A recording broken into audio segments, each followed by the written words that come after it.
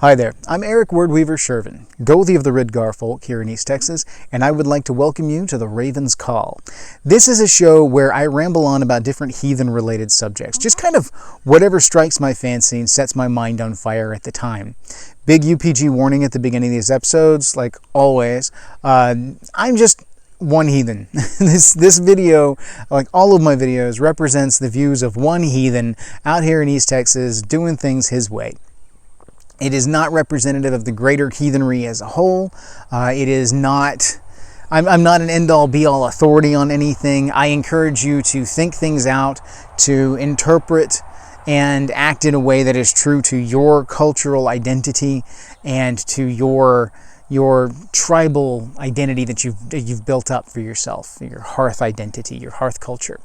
So, your hall, your call. I'm one that advocates education and learning with also room for growth and development into the future. I'm not a hardcore recon. I am not a fluffy bunny neo-pagan. I am very open when it comes to heathenry and how I approach it. Anybody can be heathen. You don't have to be of some kind of nationality. You don't have to be of any particular skin tone. All you have to do, in my book, to be a good heathen is to honor the gods, honor your ancestors, have some kind of relationship with the Vaetier of the land. Even that's questionable, but an understanding of that. And then, of course, be good to your people, your Inengard, your tribe, your hearth. Take care of these things, and as far as I'm concerned, you can call yourself a heathen. I'm not, and that's just... whether or not I think you can be called a heathen is irrelevant anyway. You can call yourself what you want to call yourself. It doesn't matter. It's a label. Anyway, so that's the UPG warning. Housekeeping stuff. Down at the bottom here, you are going to see all of the contact information. You can reach out to me that way. Do send me emails. I've gotten, I think, 3 emails this past week. One was just simply thanking me for making the videos from this nice lady who did, and I wish I could remember her name off the top of my head. I'd give her a shout out. She wrote a really nice letter, and she's been in the spiritual community for a while and has been doing all this and really appreciates my approach to how I explain things within a heathen perspective. She's just recently come to heathenry and was appreciative of the fact that I can explain things in a common vernacular while still utilizing the heathen lexicon and still explaining the heathen lexicon as I go through and what these things mean, coming back to these particular terms and breaking down some fairly complex and in-depth and abstract concepts in more concrete and approachable manners. At least that's my intention, that's my approach. So thank you for that letter and the email, and for everybody that comments in the comments section, everything, thank you guys so much. I really appreciate it. I love seeing you guys go back and forth. Please don't take offense if I don't necessarily reply. A lot of that is simply because I'm in the middle of something at work. I look down, I see you've left a comment, and then I hit the heart button so you know it's from me. And I keep going on about my business, and then I come back and read it later. And if it's something that I can reply to succinctly, then I shall. If it's something that I think is going to start some kind of comment troll war, then I'll skip it. Yeah, you guys know the drill. Don't worry about it. But please, if you enjoy what you see, subscribe, hit the like button, share the videos around, be my guest. You have open permission to share them wherever. It's on YouTube. I can't stop anybody from doing that. So please, go ahead, share it around, whatever. We've broke well over 2,000 subscribers at this point, so I really need to come up with some kind of a giveaway or something to do with that respect. Laws are kind of funny about giveaways, so I need to go through and look on how you can do all of that. It's a dodgy thing. I don't know. I know Jesse over at Midgard Musings has done some here in the past, so I may bend his ear and get some details from him on how he's done it. But I got to come up with something that's worth giving away, too. I'm kind of broke, like everybody else these days. It's just life. You know how it is. So anyway, without any further ado, let's go ahead and jump into today's subject. Now, today's subject is another write-in subject, another viewer request. Although it wasn't really a request for a video, I decided to go ahead and turn it into a video because it was a good subject. It was a good question, and one that I get fairly frequently. And I would like to share it out with people so that we can get some common ground on things, and maybe give some newbies and some more city dweller heathens some input. So Megan wrote in today. Well, not today, but Megan wrote in and asked. She's been in the city for a while. She's living in a borrowed space of sorts, where she doesn't own the space, and she's only got a limited area with which she can work because it is kind of a shared space. Now, as such, it makes setting up a permanent altar very difficult. Okay, we're going to definitely address that here in a second. And then the ability to spread out and make separate altars, like the gods and goddesses, the ancestors, the Ætir, the Husvættir, all of that's very, very much more difficult when you are dealing with the borrowed space kind of thing, okay? And so we're going to go at it with a couple of different approaches, okay? Because there's the kind of permanent roommate situation, and then there's the temporary living area situation. There's a couple of different approaches that we can do to this. So we're going to come at that here in just a second. So further beyond that, I get a lot of questions from city dweller heathens on how to deal with offerings and kind of some of the differences with spirits and dealing with the gods and goddesses inside the city limits. Now, as you guys can see, yes, this is my yard. I live on a wooded acreage out here in the middle of nowhere. This is by design. This is by years of work, and my lady was actually the one that found this particular property. When we got together, she already kind of had it in the works. So I got lucky in that respect because she had done all the hard work already. But before that, I've been living in the country for a little while now. I was born and raised in the city, and I couldn't get out of the city fast enough. So, I'm not a city dweller kind of guy, but I do have some experience with working with heathenry within the cityscape kind of layout. Because I've done apartment living, I've done duplex living, I've done shared living with a large family, of which I was the only heathen at the time. It's changed some since then, but so I've had to work with several different spaces over the years and get pretty creative on how I go about making things work and setting up my space and how to deal with offerings and things like that. So, how do we go about this? Where do we want to start with? Well, let's start with Megan's question to begin with on the altar space. When you're dealing with an urban environment, you've got some limitations when it comes to altar space, because you can't necessarily go outside and set up an outside hogar in a nice vey and really work the details of your setup, because you just don't have the land to work with. You would like to, but you just don't. I get it. That's not that big a deal. We can work with this, okay? Looking at a lot of the research, at a lot of the folk stories and folk traditions that come along, the main altar of the home seemed to be somewhere around the hearth, especially in dealing with like the Husvættir and with the ancestors, but especially the Husvættir. The heart of the home is in the hearth. And so home is where the hearth is, not necessarily where the heart is. Home is where the hearth is. Wherever that hearth is set up, that heart of the home, that's where it's at. That's the home structure. That's the home base. Now, in the olden days, the hearth was the main focus because that's where all the cooking was done. That was what heated the home. The hearth, of course, referring to the fireplace, the main heat source and light source for the home. So when you're dealing with the hearth as the epicenter, this is where you would cook meals. This is where you would be in the same room and seated around the fire so that you could keep the family warm. Embers from this hearth would be taken to light other small fires or to, warm bed warmers when those became a thing. How those became a thing and didn't end up just setting everybody's houses on fire baffles me. Because that's a thing that was in use for way too long. The idea of sticking hot coals in a cast iron container and sticking it between your box spring and mattress, just kind of scary. Or even sticking it under the covers. Just seems to me like you're looking to set something on fire. But anyway, the hearth is the epicenter of family, and where family would be, what things would be centered around. And you got to remember, the key element, the smallest element of heathenry is the family. It is the sib. It is that central familial unit. And that is where everything starts. Grassroots heathenry, all the way. You start with this seed that is the hearth, and then you grow out from there.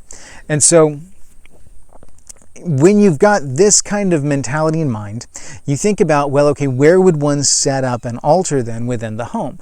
Well, you would set it up in what would be the hearth. Now, like I said, in the olden days, the hearth was in the kitchen.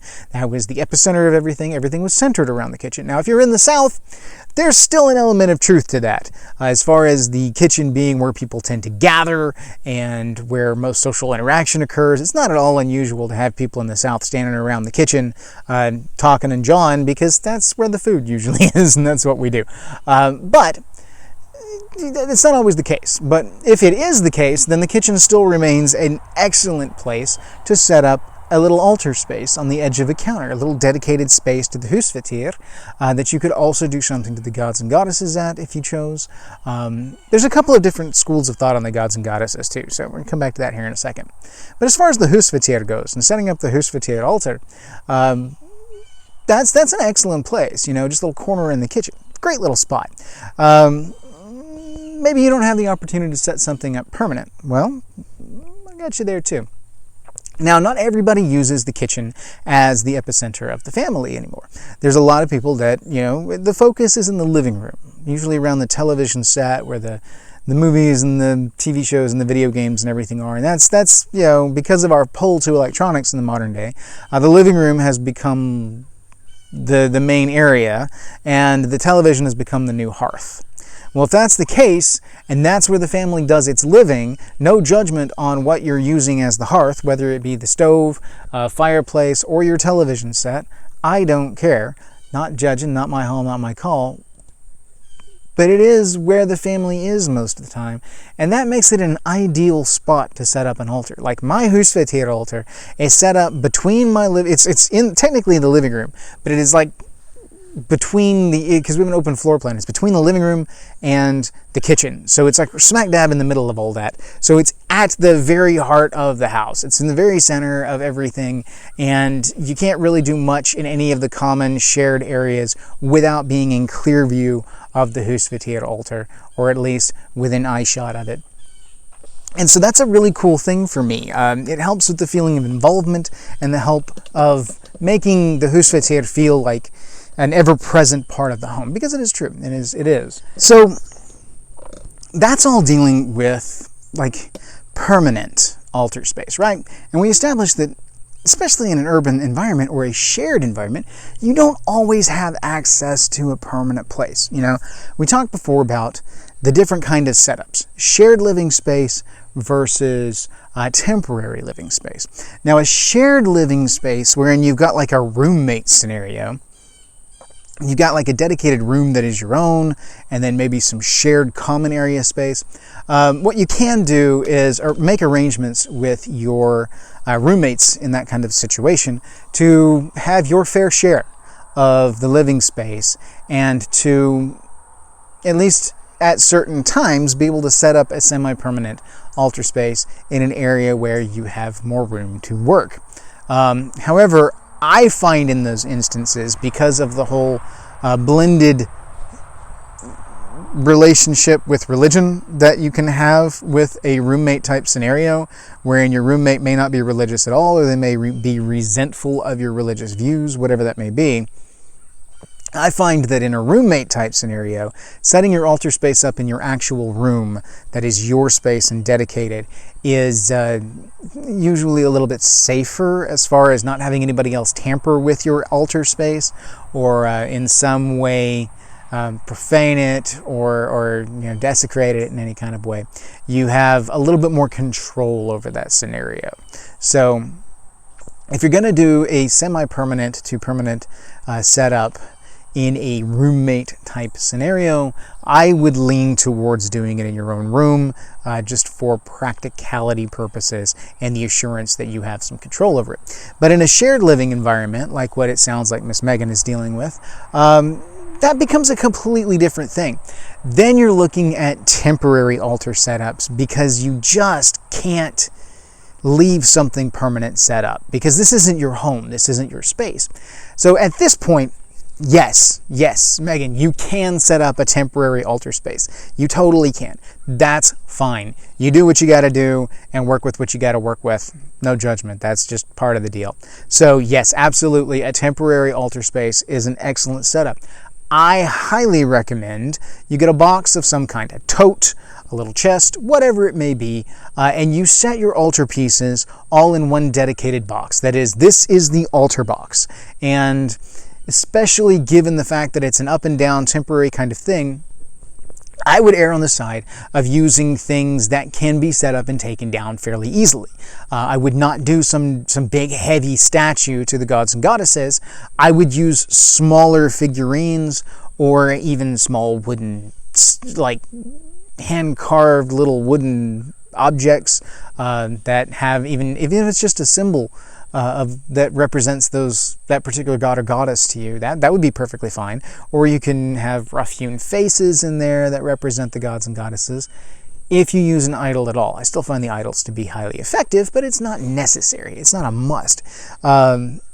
If you're using a basic kit that consists of basically an offering bowl, maybe a horn or a chalice or a tankard or whatever it is that you have available that you've dedicated for the purposes of ritual, some kind of container to transfer back and forth, and maybe a ritual blade or something like that to do some of the more practical work within the ritual space. Put all of that into a box, preferably something that is kind of warded against water damage and the invasion of things like insects and maybe toddler fingers. Because that's a thing. Nothing worse than the toddler getting in there and then falling on the ritual knife. Probably not the best option there. So use things that can be set up and broken down easily. You want something that can go up and be set down in less than 10 minutes or so, I would say. You really don't want anything that's going to take you 30 minutes to set up to do a 5-minute ritual and then break down. You're less likely to do it. You're less likely to take the time to actually do ritual at that point. And it's more important that you do ritual than that ritual be fancy. So an altar cloth to dedicate a space, to make this an altar space. If you take an altar cloth and dedicate it to being the altar cloth, then any flat surface that you place it on becomes an altar. It's like having a portable hole in a game, D&D nuts will know what I'm talking about there, or anybody that's ever watched Wile E. Coyote. You get what I'm talking about when it comes to a portable hole. Acme brand.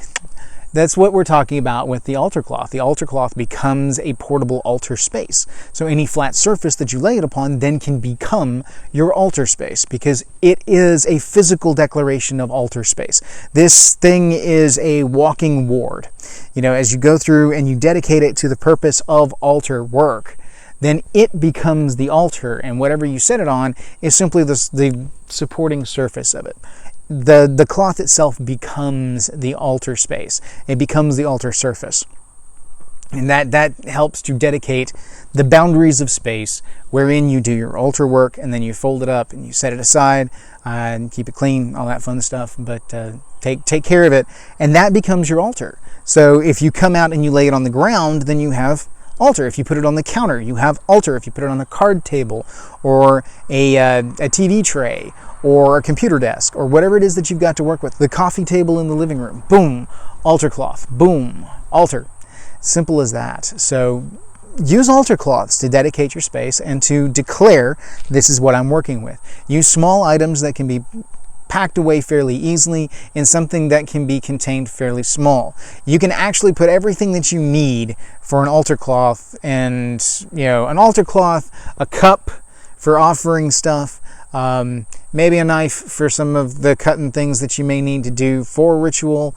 If you use the cup instead of the bowl, you could feasibly fit everything that you need inside a shoebox, and then put the shoebox in the top of your closet away from toddler fingers, and all of a sudden you've got an excellent pull it out, set it up, go to town. And this comes from anybody that has sharing space with like family members that may not be down with heathenry, and you've got to kind of do your heathenry stuff in your own private space, private time. Same kind of tips apply, especially if you're living in a shared space like family. When I was doing family stuff, I didn't have to worry about it as much because my parents weren't particularly religious and didn't have any issues with me pursuing heathenry or any of the other pursuits that I went through in my early years. So I didn't have that problem per se, but I did have the pragmatic problem of just not having a dedicated space that was my own. Because brothers like I do, having your own bedroom space isn't even a guarantee. So, I worked with what I had. So a lot of times I did temporary works, and I did a lot of going outside to work on things. We did live in kind of the suburbs, so I'd go in the backyard and do some ritual stuff outside the prying eyes of people. But I did live in an apartment complex at one point in time, and this is a completely different deal because I had a single room apartment, bedroom, bathroom, living room, kitchen. It was a small apartment, and I was the only one living in it at first, and then I got married, and then my wife lived in it with me while we were still together. And during that time, my altar space was a lot smaller, but I suddenly had the ability to set up a permanent one. And because of room and space constraints, I did utilize a single altar for the gods and goddesses, the Vetir, and for my ancestors. I did all of it on a single work surface. You especially have to do that if you're dealing with temporary altar spaces within a home in a shared environment. You've got to make the most of what you've got. So yes, use a singular space for all three.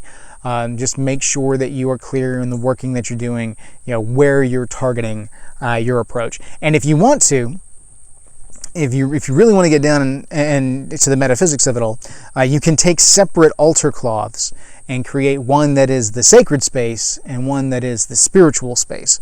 So you've got one altar cloth that you bust out when it's time to work with the gods and goddesses, and you have another when you want to work with the ancestors, the Husvetir, the Vetir in general. That would be the only kind of little tweak that I might do there, simply because contacting sacred space versus contacting the spiritual plane there's a significant difference there. You're dialing two completely different area codes, and so I do like to separate the work there, but you don't necessarily have to. I just find it to be more effective if you do. So that being said, I recommend 2 altar cloths for a temporary space.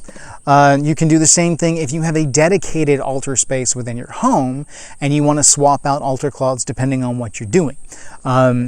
The Husvetir is not going to be bothered if you have homages to the gods and goddesses up on a space that is the main altar. If you set up mine was a microwave tray table thing, one of those roll about, stick their microwave on top of it, and then has drawers and stuff underneath it. That was mine for the longest time.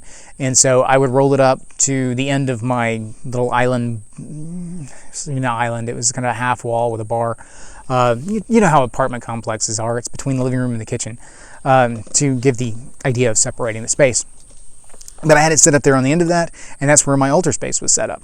And so, I could easily swap out what I was doing dependent on, where my focus was. I could put up the items that I was working with the gods and goddesses. I could put that out when I was working with the gods and goddesses, and then I could switch over to Husvetir stuff when I was doing that. I was still early in my development at the time too, so a lot of times I just blended the imagery together and made my altar space to all 3. But in later years, I figured out why that wasn't as effective. 1, because I was a newbie and did not know as much about what I was doing. And 2, because I was blending the spaces, and so I wasn't getting a clear dial tone to either the spiritual plane or the sacred space. But you could feasibly do that same thing, microwave type table with the open doors down below, and then put in the bottom compartment the off whatever you're not using. Put the Husvetir stuff over here in this box, the god and goddess stuff over here in this box, and then you pull them out, set up your space, do your work, and then either leave that up until you need to swap it out and do the other, or break it down so it's a bare space and then use it. I recommend, if you have the availability to do it, don't utilize that surface for anything else. Don't use it for mundane purposes. Leave it as an altar space, but don't use it as the landing spot for your mail and stuff like that, to where when you want to do ritual, you got to shove your mail out of the way and set up. If you have the availability to do a dedicated space, I recommend a dedicated space. If you do not, then use the aforementioned tricks. And yeah, if you've got to push your mail out of the way to set your altar cloth up to do your ritual, because that's the only space you've got, well then you've got a plan. Go with it. I absolutely support this. Whatever works for you, get it done. You will find it to be as effective as it can be given the scenario. It will be far more effective than not doing anything because you feel crippled in your space. Okay? You don't need anything more than to, sit down and connect with the gods and goddesses to truly have a relationship there. You just need to be able to give an offering and to accept an offering. So, even just as simple as a cup with which you pour out an offering to them and take in their blessing. Some kind of identifier of sacred space, and that can just simply be walking off a sacred space and declaring it sacred space within the home, and then letting it back down when you're done, because it is a shared space. So there's options. They're all over the place. So I talked about offerings there. Offerings are kind of a key thing, kind of an important thing when you're dealing with any kind of religious work. So how do we deal with that in an urban setting? Well, the answer to that is actually pretty simple. When you've got an urban environment, there is an outside somewhere, okay? I highly recommend that if you live in an apartment complex, you find a patch of grass out in the yard. Usually in an apartment complex, there's somewhere out there where you can make contact between a liquid and the earth. And I highly recommend utilizing that. Most apartment complexes will have a little bit of something where you can connect with, usually it's like I set up where the dogs can go to the bathroom or something like that. But a lot of apartment complexes have trees for shade, for just general aesthetic, because nobody wants to stay in an apartment complex that doesn't have some kind of trees, typically, unless you're like in New York or something like that. Yeah, there's a whole thing. I'm not entirely certain how it works up there in the north. But anyway, you have all of this, right? You have the ability to go out and put it out in the grass somewhere, most likely. Now, if you do not, let's say you do live in like an uber urban environment on the 13th floor of some apartment complex, and you want to make an offering to the gods and goddesses. You want to make an offering to the ancestors. Well, here's my recommendation. Stick to liquid offerings. Stick to libations. Stick to ales, to wines, to liquors, to, ciders, to liquid offerings mostly. Because liquid offerings are going to be they're going to be the easiest for you to deal with, the most functional to dispose of in an effective manner once the ritual is done. Because it's disrespectful to take that offering that you have just made to the gods and goddesses and then place it in the drain, or to go down the tub, or something like that. But you may live in the concrete jungle and you don't have any grass for a quarter mile in any direction. You may have to go down 13 floors to be able to get to any kind of semblance of ground. What do you do in those instances? Well, my recommendation, bring the ground inside. Shocking amaze, right? No, set up a potted plant in the house, or a couple of potted plants. In the olden days, you'd have what's called a bernstock, which was the family tree, the child tree, that was usually set in the ground when a family would move into a home, or when a child was born. A lot of times they would plant a tree that was sacred, because they viewed trees in a very specific kind of respect and sacredness. The bernstock. The bernstock was an excellent place to make your offering, to place your offering. You see in some stories the houses that had the tree coming up through the middle, that was a house that was built around the bernstock. That was, like in the Volsunga saga, when Odin comes in and stabs his sword into the tree, so that the line of Volsungs can then take the sword out of the tree, the whole sword and the stone kind of thing. That's the bernstock. that he drove the sword into. And that symbolism actually was the blade cutting down into the family line. And if anybody's actually read the Volsunga Saga, you can see the touch of Odin cut deep with that family line on for generations. So there's a lot of heavy symbolism in the shoving of the sword into the Bernstock and the meaning thereof.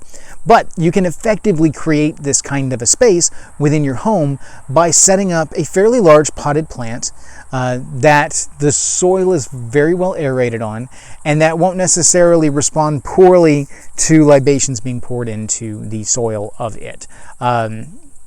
Certain plants are going to be too delicate for that, and that would be a detriment to that plant, and therefore would not be respectful to the husfatir or anything else in the household, at which point in time you may need to reassess what you're offering, and maybe not use libations so much, but maybe utilize a medium that is in some way good for the plant, especially for like husfatir offerings, and utilize the plant itself as almost an altar in and of itself to the husfatir, kind of a living altar kind of space. Options abound, but when you can't get it out to the ground, you have to bring the ground to you and then work from that kind of a space.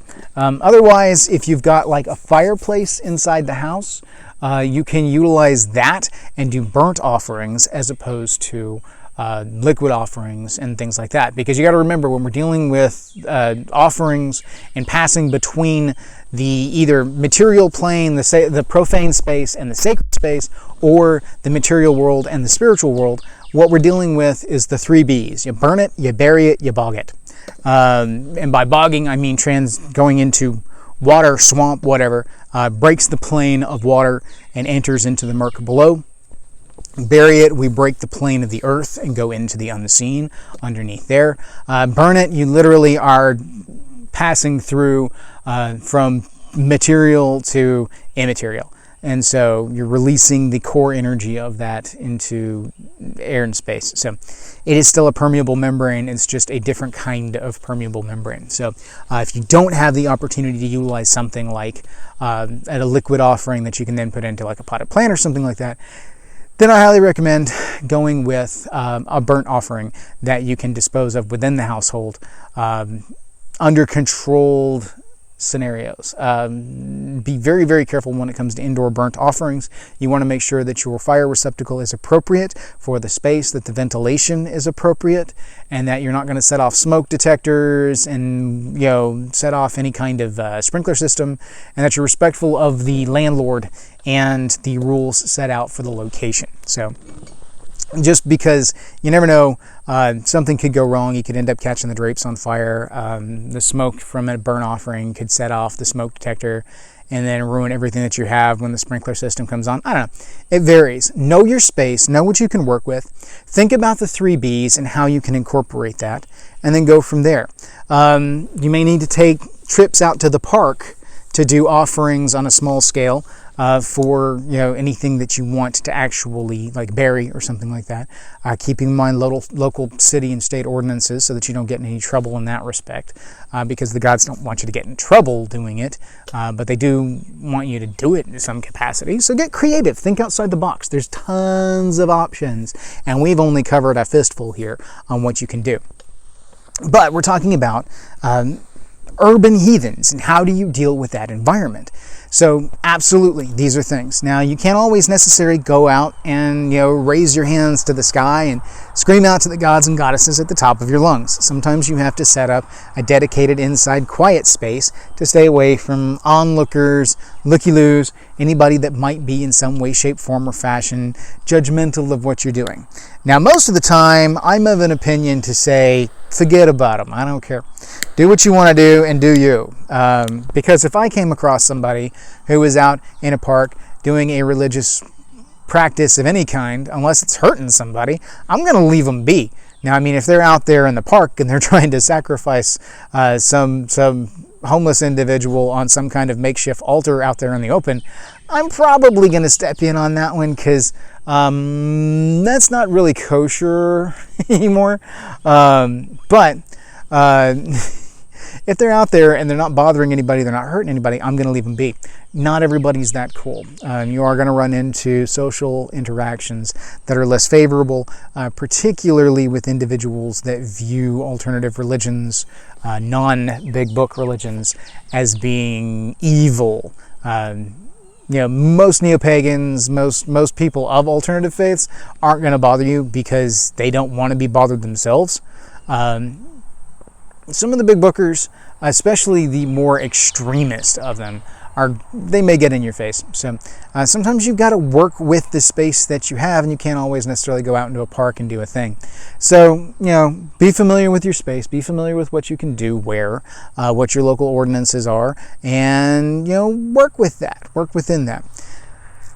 Your own room is perfectly fine for doing any kind of ritual, any kind of work. That is your own space. That is your place. That is your hearth. That's perfectly fine. If that's all you've got, then work with it. Temporary setups, perfectly fine. Go with it if that's all you got.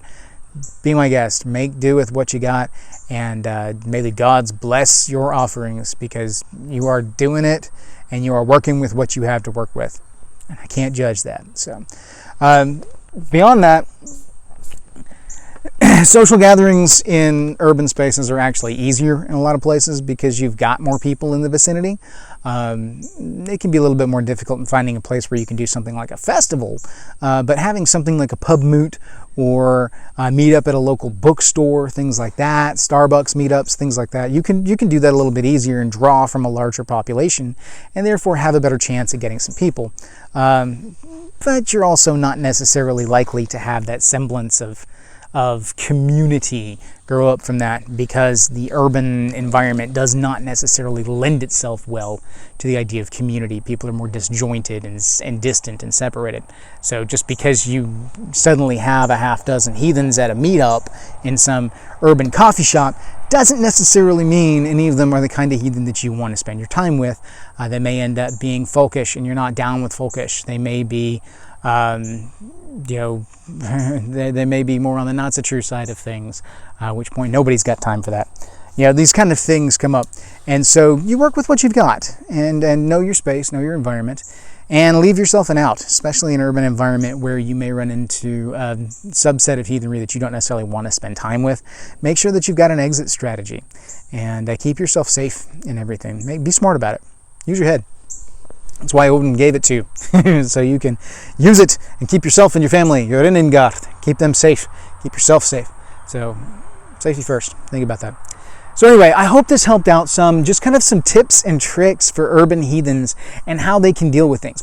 While I'm thinking about it, food offerings. If you give food offerings to like your husvetir, the family pet is closely tied to the husvetir. And so I have done some work before where we would do food offerings in an urban environment where I can't just necessarily go out and leave it for the local vetir to take off. I'll give it to my pet, as I'll leave it out for the offering for the husvetir for a while, and then when I'm convinced that they're cool with it, I will place it down and let the animal have it, because they are closely tied to the husvetir. Very, very closely tied. So, matter of fact, I see my cats playing with what I can only assume is our husvetir on the regular. My lady got a real good view of it the other day, and it was just kind of neat, kind of cool. So anyway, neither here nor there. The gist is you work with what you got and get creative with it. For further ideas, there's some good books out there. Trying to remember the name of the author, but the name of the book is True Hearth. And I want to say the author's last name is Chisholm, but you can find it as True Hearth. It's T-R-U... I can't remember if there's an E on the end of that or not. Hearth, H-E-A-R-T-H. And it comes with, there's True Hearth, True Warrior. There's a number of books in this series. I find them to be of mixed efficacy, mixed value, but I do find that True Hearth has got some excellent ideas and some excellent insight in working with husvetir and local spirits. Bugs out here in East Texas. So give that one a look and see. The Cloud Lake Atoll book about family, the tradition of family spirits and things like that. That one's a really good one. Again, my book's inside. I'd have to go look at the title. There are some really good books. You've seen me do references to them in the past. I highly recommend checking those out and get some ideas from that. And then maybe join in on, you're an urban heathen, you're probably on the internet. Hit up some of these heathen groups online and get some ideas from other urban heathens on how they're handling it and how they're working with it. I know that, you're going to be harder pressed to find seasoned long-term heathens in an urban setting, because most of the time heathens tend to migrate away from main cityscapes and out into the country whenever they can, or at least into the suburbs, versus being in a largely urban environment. But you find them in all walks of life. And this is just urban stuff. We haven't even really gotten into some of the other tips and tricks for like heathens that are in a military setting and are having to do things on the go and working with what they have there. That's another thing that I kind of want to come back to. But I've got a couple of heathens in the military that I kind of want to bend an ear on before I do that particular video. Maybe get one or two of them to sit down with me and let's talk about it. Unfortunately, one of them moved away and went back to Colorado before I could do anything like this with him. I mean, he's been gone for like a year now, but great guy. And that would have been a fun one to have interview for this. I may see if I can't Skype him in or something like that. But nonetheless, guys, this is just kind of a starter on some stuff. We'll come back to some more of these pragmatic tips and tricks as we go along. This is more beginner stuff. I do have some other more advanced things coming up, but I do like hitting these viewer requests because I know I'm hitting marks for at least one person out there. I know I've hit a mark for because she asked for this specifically. And actually, I'm hitting about 2 or 3 people because each of these represent these different areas represent a question that has been asked me by the community at some point in time. So I've hit a few marks on this one, at least there, I know. We'll see where it goes from there. Use the comment section below to share other tips and tricks that you guys might have had. Go down and peruse and see what other viewers might have experienced, what kind of tips and tricks they may have. Jump on the Facebook group and get a conversation going there about, hey, these are kind of things that we do in an urban setting, and this is how we work with it. It's easy for me to do stuff for people in a rural setting because I live in a rural setting. This is something that I can do real easy. And it's easier for us to do things. If I want to have a festival, I go out in my front yard and I have a festival. If I want to do an offering to the gods and goddesses, I walk down to my vey and I do an offering in my vey. And I have that right here. Urban heathens don't have that luxury. I had to work long and hard to get access to these things. And I had to play my cards real right. And I know a lot of people are still working on that. They're still playing their cards. And some people don't want the rural thing. They want to figure out how to make it in a urban environment and be the urban heathen. And that's a thing that we live in the 21st century. So absolutely, the urban heathen is a thing now. And so we're going to have to be prepared for that and figure out what the urban heathen is going to look like going forward. And a lot of that's just going to be through trial, error, and experimentation. So anyway, thank you guys. I hope this was helpful to at least a few of you. And keep those questions coming. Keep the interactions going. Let's see where this goes in the future. Thank you all. Hail. May your hearth fires burn bright. Thank you.